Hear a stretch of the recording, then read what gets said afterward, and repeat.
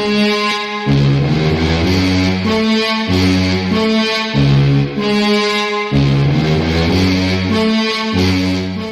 what's up guys? Today we're going to learn about how to play against the two knights variation in the French. But before we get to that, don't forget to like this video and subscribe for more great opening videos.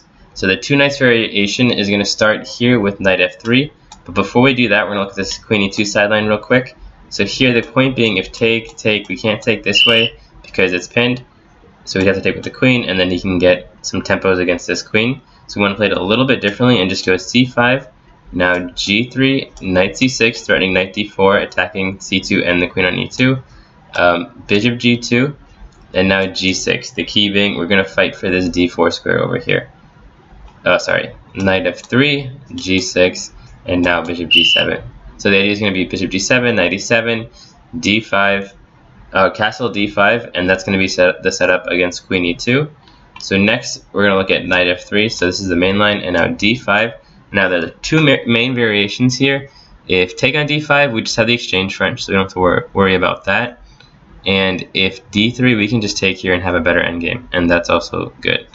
So the main variations are going to be e5 and knight c3. e5, we're going to go c5. And now there's two main variations, b4 and d4. b4, the idea is white wants to sacrifice a pawn to try to get play against your king side, and that way your queen side play isn't as easy to develop. So here we're just actually going to take on b4, now a3, and we're going to take on a3.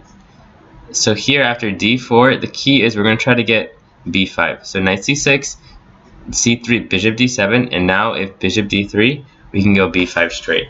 The point being, if take, we can take on e5, and after bishop takes, knight takes, and here we're just going to be up a pawn. And here, if he doesn't take, let's say he castles, we can play b4, take, and now we have this cool move a2. The point being, after rook takes a2, take here and take, and now he's lost his light square bishop. And that's really the one that really hurts us on this diagonal. And if he doesn't take, we can go knight c3. Now take on b4, here, take, queen d7. And once again, we don't have to worry about this light square bishop anymore. So that's how we're going to play if he goes bishop d3. Now instead, if he takes the pawn, we can go a6. And once again, we're still going to play for b5. So here, b5, bishop d2 or castle, and now the key move is h6. Take away that attack on these light squares from him, and then we're just going to develop our pieces. Something like here, and move your pieces towards the queen side. Remember, this king side attack is a lot harder with this pawn on h6. So that's how we're going to play against this b4 move. Now instead, if you go c5, so here d4, we're going to go knight c6. Now if c3, we just have the exchange, we have the advanced French. So here we don't have to worry about that. If bishop d3, now we're going to take this pawn, but we're going to take with the knight. That way we can trade off more pieces, because that'll make it easier being up a pawn. Because right now he's trying to sacrifice a pawn for activity, so let's take away his pieces to it that he's going to attack us with. So knight e7, knight d2, knight c6, rook e1, and we're just going to basically keep developing these pieces, getting ready to castle kingside or queenside. And now when you see this bishop f4, we go h6 here, and now we can launch an attack with g5. And now we're going to castle queenside, and we're going to have a very, very playable position there. So that's how you're going to want to play against this e5 move. Now instead of e5, you'll also see knight c3. So knight c3, we could play knight f6, but then if they take on d5, this is a non-favorable exchange French because we played our knight to f6. So here we're going to play the opening a little bit differently, and we're going to go d4.